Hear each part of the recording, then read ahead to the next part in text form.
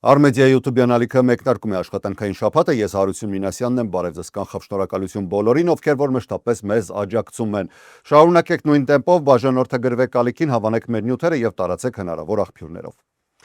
Հրադադարի ժամկետը չի երկարացվի։ Նախագահ Դոնալդ Թրամփը հայտարարել է, որ շատ քիչ է հավանական, որ երկարացնի Իրանի հետ գործող հրադադարը, որն ավարտվում է ընդամենը չորեքշաբթի երեկոյան։ Պահպանվում է նաև Հորմուզի նեղուցի շուրջ լարվածությունը։ Միացյալ Նահանգները պահպանում է շրջափակումը, փորձելով ստիպել Իրանին վերադառնալ բանակցությունների սեղան։ Միացյալ Նահանգների զինված ուժերը հայտարարել է, որ արդեն տասնյակ նավեր են հետ ուղարկել Իրանի նավահանգիստներ, վերահսկելով նավագնացությունը եւ ուժեղացնելով տնտեսական ճնշումը Թեհրանի վրա։ Իրանը իր հերթին խոստացել է պատասխան քայլեր, ինչը մեծացնում է ռազմական էսկալացիայի վտանգը։ Դիվանագիտական ուղղությամբ զարգացումները նույնպես անորոշ են։ Վերջին օրերին տեղեկատվական խառնաշփոթ է առաջացել ԱՄՆ փոխնախագահ Ջեյ Դի Վենսի շուրջ։ Սկզբում հաղորդվում էր, թե նա ուղևորվում է Պակիստան բանակցությունների համար, սակայն ավելի ուշ պարզվել է, որ նա գտնվում է Սպիտակ տանը։ Թեև բանակցությունների հնարավորությունը դեռ բաց է, սակայն ռազմական եւ տնտեսական ճնշումը շարունակում է գերակշռել։ Երեկ Իրանը մերժել է Միացյալ Նահանգների հետ նոր խաղաղության բանակցությունները։ Իրանի պաշտոնական լրատվական միջոցը գրել է, որ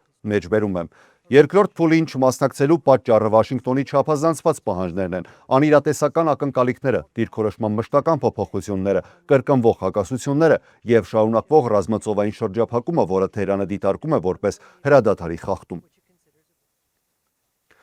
Այսօր Վաշինգտոնում վետերանները բողոքի ակցիա են իրականացրել Կոնգրեսի շենքում ուղղված Իրանի հետ պատերազմի դեմ։ Մոտ 120 վետերան ներսում անցկացրել են ցուցադրական գործողություն, իրականացնելով խորհրդանշական դրոշի ծալման արարողություն, որը սովորաբար կապված է զոհված զինվորների հիշատակի հետ։ Այս քայլով նրանք փորձել են ցույց տալ, թե ինչ կարող է արժանալ պատերազմը մարդկային կյանքերի տեսանկյունից։ Ցուցարարները նաև բերել էին պաստառներ, պահանջելով դադարեցնել Իրանի դեմ ռազմական գործողությունները եւ վերադառնալ դիվանագիտական ճանապարհի։ Սակայն ակցիան արագորեն վերածվել է լարված իրավիճակի։ Կապիտոլիումի ոստիկանությունը միջամտել է եւ մի շարք վետերանների ձերբակալել։ Մասնակիցներից շատերը նախապես հայտարարել էին, որ պատրաստ են նման զարգացումներ իրենց գործողությունը դիտարկելով որպես քաղաքացիական անհնազանդության ձև։ Նախագահ Դոնալդ Թրամփը մի քանի գրառումներով արձագանքել է Իրանի հետ մղվող պատերազմի շուրջ աճող քննադատություններին, թիրախավորելով թե դեմոկրատներին, թե լրատվամիջոցներին։ Truth Social-ում հրապարակված գրառումներում Թրամփը քննադատներին անվանել է դավաճաններ, պնդելով, որ նրանք փորձում են վնասել վարչակազմի հեղինակությունը։ Նա հայտարարել է, որ չի պատրաստվում շտապել, եթե համաձայնագիրը լավագույնը չլինի Միացյալ Նահանգների համար, եւ ընդգծել է, որ ժամանակը իր դեմ չի աշխատում։ Թրամփի խոսքով իր ռազմավարությունը իրականացում է կատարելապես եւ այն համեմատել է Վենեսուելայում իրականացված գործողությունների հետ, նշելով, որ արդյունքը կլինի նույնը, պարզապես ավելի մեծ մասշտաբով։ Նա նաև հերքել է այն տեսակետները, թե Իրանի հետ հնարավոր նոր համաձայնագիրը նման է Բարակ Օբամայի վարչակազմի 2015 թվականի միջուկային գործարքին, կոշտ քննադատելով նաև այդ համեմատությունները։ Ներկայացուցիչների պալատի դեմոկրատական կուսակցության առաջնորդ Հաքիմ Ջեֆրիսը շաբաթական ամփոփում նվիրել է նախագահ Դոնալդ Թրամփի քաղաքականության քննադատությանը, հայտարարելով, որ Իրանի հետ հակամարտությունը դարձել է թանկ եւ չհիմնավորված պատերազմ, որը ծանր հետևանքներ է թողում ինչպես տնտեսության, այնպես էլ հասարակության վրա։ Նրա խոսքով վարչակազմը պատերազմի մեջ է մտել առանց հստակ ռազմավարության, առանց հստակ նպատակների եւ առանց դուրս գալու ծրագրի։ Ընդդիմությունը պնդում է, որ որևէ համոզիչ ապացույց չի ներկայացվել դեռևս, թե Իրանը անմիջական սպառնալիք էր ներկայացնում Միացյալ Նահանգների ազգային անվտանգությանը։ Նա նաև կասկածի տակ է դրել պաշտպանական համակարգի արդյունավետությունը, պնդելով, որ որոշումները կայացվում են առանց բավարար հաշվարկի եւ երկարաժամկետ հետևանքների գնահատման։ Այս պայմաններում դեմոկրատները հայտարարում են, որ կոնգրեսում շարունակելու են առաջ մղել նախաձեռնություններ սահմանափակելու կամ դադարեցնելու ռազմական գործողությունները։ Նույնիսկ 10-օրյա հրադադարի պայմաններում Լիբանանի հարավում իրավիճակը շարունակում է մնալ լարված։ Լիբանանի առողջապահության նախարարության տվյալներով իսրայելական ավիահարվածը թիրախավորել է հարավային գյուղերից մեկը, քաղաք Ալ-Ջիսրը, ինչի հետևանքով առնվազն 6 մարդ վիրավորվել է։ Իսրայելական կողմը հայտարարում է, որ իր գործողությունները կապված են անվտանգության սպառնալիքների հետ եւ ուղղված են հնարավոր հարձակումների կանխմանը։ Իրանի աջակցությունը վայելող Հեզբոլլահ խմբավորումն էլ հայտարարել է, որ պայթեցրել է իսրայելական շարասյունը Լիբանանի տարածքում, ինչը եւս մեկ անգամ ցույց է տալիս, որ հրադադարը խիստ փխրուն է։ Ըստ ԱՄՆ պետդեպարտամենտի, հրադադարի համաձայնագրի շրջանակում Իսրայելը պահպանում է ինքնապաշտպանության իրավունքը ցանկացած պահի կանխելու մոտալուտ կամ ընթացիկ հարձակումները։ Զուգահեռ շարունակվում են նաև դիվանագիտական ջանքերը։ Լիբանանի եւ Իսրայելի ներկայացուցիչները նախատեսում են նոր հանդիպում անցկացնել Վաշինգտոնում, որտեղ կքննարկվի հրադադարի ամրապնդումը եւ հետագա բանակցությունների կազմակերպումը։ Այլ թեմաներով Միացյալ Նահանգներում սկանդալային զարգացումներ են ծավալվում կապված ՀԴԲ տնօրեն, նույն ինքը FBI տնօրեն քաշ պատերի շուրջ հրապարակված աղմկահարույց հետաքննության եւ դրա հետևանքով սկսված խոշոր դատական գործընթացի հետ։ Ամերիկյան հեղինակավոր The Atlantic պարբերականը ապրիլի 17-ին հրապարակել է քննադատական հոդված, որտեղ մի շարք անանուն աղբյուրների հղումներով ներկայացնում են մեղադրանքներ Փաթերի վարկագծի վերաբերյալ։ Հոդվածում պնդվում է, որ նա ունեցել է ալկոհոլի օգտագործման դրվագներ, որոնք ըստ աղբյուրների բացասաբար են ազդել նրա աշխատանքի վրա։ Նշվում է, որ որոշ հանդիպումներ տեղափոխվել են օրվա երկրորդ կեսներագիշերային վարկագծի պատճառով։ Աղբյուրները նաև պնդում են, որ Փաթելը հաճախ է եղել ակնհայտ հարբած վիճակում, հատկապես փակ ակումբներում, այդ թվում եւ Վաշինգտոնում եւ Լաս Վեգասում։ Հոդվածում հիշատակվում է նաև մի տեսանյութ, որը տարածվել էր սոցիալական ցանցերում, որտեղ Փաթելը օլիմպիական խաղերում հաղթանակից հետո Միացյալ Նահանգների հոկեյի հավաքականի հետ տոնելից գարեջուր է խմում։ Ըստ որոշ տեղեկությունների այդ տեսանյութը դժգոհություն էր առաջացրել նաև Սպիտակ տանը։ Ավելին, հոդվածում նշվում է, որ եղել են դեպքեր, երբ նրա անվտանգության աշխատակիցները չեն կարողացել նրան արթնացնել,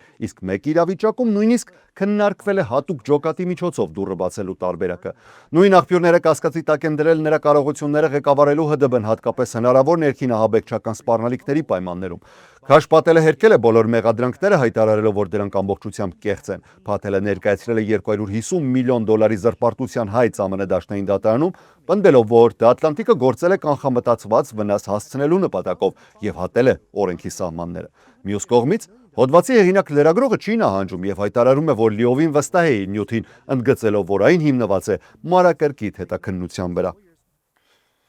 Երկու շատ ողբերգական պատմություն Լուիզիանա նահանգի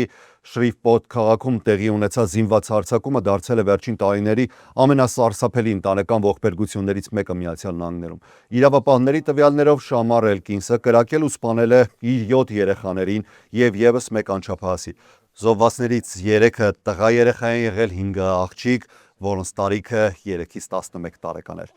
Շրիվպորտի ոստիկանության ներկայացուցիչ Քրիստոֆեր Բորդելոնը հայտնել է, որ հրազենային վիրավորում են ստացել նաև 2 կին, դրանցից մեկը գտնվում է կյանքի համար վտանգավոր վիճակում, իսկ մյուսը ծանր, սակայն բժիշկների գնահատմամբ կյանքի համար վտանգ չսպառնացող վիճակում։ Վիրավոր կանանցից մեկը երեխաների մայրն է։ Նախնական տեղեկություններով Էլկինսը եւ նրա կինը գտնվում էին բաժանման գործընթացում եւ պետք է ներկայանային դատարան։ Իրավապահների փոխանցմամբ կրակոցները սկսվել են վաղ առավոտյան։ Սկզբում կասկածյալը կրակել է մի կնոջ վրա, այլ տան մեջ, այնուհետև գնացել է տուն ու կրակ բացել իր երեխաների ուղղությամբ։ Հարձակումից հետո Էլկինսը մեքենա է առևանգել դիմել փախուստի, սակայն ոստիկանությունը հետապնդել է միջև հարևան Բոժա Փերիշ, որտեղ էլ կրակ բացելով սպանել են նրան։ Համայնքում սուք է, բնակիչները ծաղիկներ են խոնարհում, մոմեր վառում, հիշատակի միջոցառումներ անցկացնում զոհված երեխաների համար։ Իրավապահները շարունակում են հետաքննությունը պարզելու հարձակման ամբողջական դրդապատճառը։ Փենսիլվանիայում գտնվող բնակելի տանը տեղի ունեցած պայթյունի եւ հրդեհի հետևանքով զոհվել է մի կին եւ նրա 6 երեխաները, հայտնում են այս մասին իրավապահները։ Դեպքը տեղի է ունեցել 3 հրշեջներին, դեպքի վայրում հաստատել են, որ ներսում 7 մարդ է գտնվում, սակայն ամբողջությամբ կրակի մեջ գտնվող տանը որոնողական աշխատանքներն իրականացնել չի հաջողվել։ Ոստիկանությունը նրանց նույնականացրել է որպես 34-ամյա Սառա Ստոցֆուս եւ նրա երեխաները 4 տեղա՝ 11, 10, 5 եւ 3 տարեկան ու 2 աղջիկ 8 եւ 6 տարեկան։ Դեպքի պատճառը դեռևս քննության փուլում է։ Ոստիկանության նախնական վարկածով պայթյունը եւ հրդեհը կարող էին առաջանալ տան ներսում գազի արտահոսքից։ Լոս Անջելեսում շարունակվում է մեծ արձագանք ստացած քրեական գործը, որտեղ գլխավոր կասկածյալը հայտնի երգիչ Դիֆորբիդին է, իրական անունը Դեվիդ Էնթոնի Բերգ։ Լոս Անջելես շրջանի դատախազ Նեյթան Հոքմանն այսօր մամուլի ասուլիսի ընթացքում հայտարարել է, որ Բերգի դեմ առաջադրվել են ամենածանր մեղադրանքները, առաջին աստիճանի սպանություն հատուկ հանգամանքներով։ Դատախազի խոսքով գործը վերաբերում է 14-ամյա Սելեստե Ռիվասի սպանությանը, որը տեղի է ունեցել 2025 թվականի ապրիլին։ Ըստ մեղադրանքի աղջիկը այցելել էր Բյորքի տուն Հոլիվուդ Հիլզում եւ դրանից հետո այլևս չի վերադարձել։ Մի քանի ամիս անց սեպտեմբերին նրա մասնատված եւ քայքայված մարմինը հայտնաբերվել էր Բերքին պատկանող Տեսլա ավտոմեքենայի առջևի բեռնախցիկում։ Նշվում է, որ աղջիկը կարող էր վկա հանդիսանալ Բյորքի դեմ քննվող գործով, որը վերաբերում է անչափահասի նկատմամբ սեռական բնույթի գործողությունների։ Բացի սպանությունից Բյորքին առաջադրվել են նաև լրացուցիչ մեղադրանքներ անչափահասի նկատմամբ սեռական հանցագործությունների եւ մարմնի անդամահատման համար։ Այս մեղադրանքները կարող են հանգեցնել առավելագույն պատժի, ցմահ, ազատազրկում առանց պայմանական ազատման կամ նույնիսկ մահապատժի։ թեև վերջինի վերաբերյալ որոշում դեռևս չի ընդունվել։ Լոս Անջելեսի ոստիկանապետ Ջիմ Մակդոնալդն էլ նշել է, որ գործը եղել է բարդ եւ երկարատև մոտ 7 ամիս տևած քննությամբ։ Նա նաեւ ընդգծել է, որ քննության ընթացքում տարածվել են մեծ քանակությամբ կեղծ տեղեկատվություն, սակայն ոստիկանությունը կենտրոնացել է բացառապես փաստերի վրա։ Իրավապահները վստահեցնում են, որ ունեն բավարար ապացույցներ դատարանում մեղադրանքը ապացուցելու համար։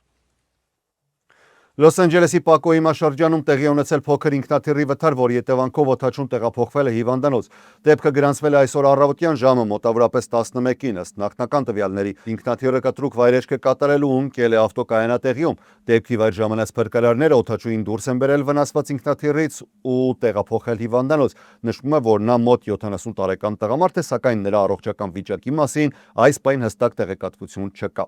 Նախնական տեղեկություններով ինքնաթիռը չի բախվել ավտոկայանատեղիում կանգնած մեքենաների, ինչը կանխել է ավելի մեծ վնասները։ Դեպքի հանգամանքները պարզվում են եւ հետաքննությունը շարունակվում է։ Եվ վերջին լուրը կապված մաքսատուրքերի հետ։ Միացյալ Նահանգներում այսօր մեկնարկել է մաքսատուրքերի վերադարձի գործընթացը այն բիզնեսների համար, որոնք նախկինում վճարել էին այդ տուրքերը ու հետագայում էլ Գերագույն դատարանը ճանաչեց անօրինական։ Համակարգը գործարկվել է ճիշտ է այսօր, բայց ներմուծողներն ու նրանց բրոկերները կարող են դիմել վերադարձի համար միայն առցանց հարթակի միջոցով, որը ղեկավարում է Միացյալ Նահանգների մաքսային եւ սահմանային պաշտպանության ծառայությունը։ Գերագույն դատարանի որոշմամբ նախագահ Դոնալդ Թրամփը սահմանել էր այդ մաքսատուրքերը առանց սահմանադրական լիազորությունների։ Դատարանը 6-3 ձայների հարաբերակցությամբ որոշել էր, որ այդ քայլը խախտում է կոնգրեսի հարկային իրավասությունները։ Մաքսատուրքերը վերաբերում էին աշխարհի գրեթե բոլոր երկրներից ներմուծվող ապրանքներին եւ հիմնավորվել էին ԱՄՆ առևտրային դեֆիցիտով, ազգային արտակարգ իրավիճակ հայտարարելով։ Բիզնեսները պետք է ներկայացնեն մանրամասն հայտարարագրեր, նշելով այն ապրանքները, որոնց համար վճարել են այդ մաքսատուրքերը։ Եթե հայտը հաստատվի, գումարի վերադարձը կարող է տևել 60-ից 90 օր։ Գործընթացը կիրականացվի փուլերով, առաջնահերթ դիտարկելով վերջերս կատարված վճարումները։ Մինչ այժմ ավելի քան 330,000 ներմուծող վճարել է շուրջ 166 միլիարդ դոլար մաքսատուրք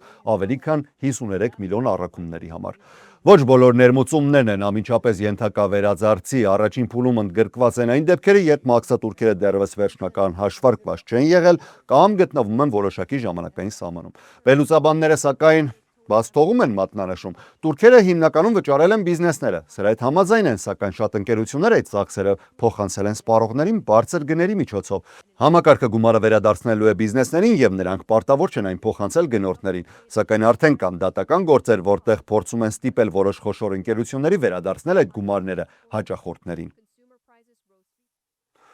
Այսօրվա համար առանձնացրել էինք այսքանը, ես Հարություն Մինասյանն եմ, շնորհակալ եմ ուշադրության համար, ամենակարևորը՝ առողջ եւ խաղաղ եղեք։ Ցտեսություն։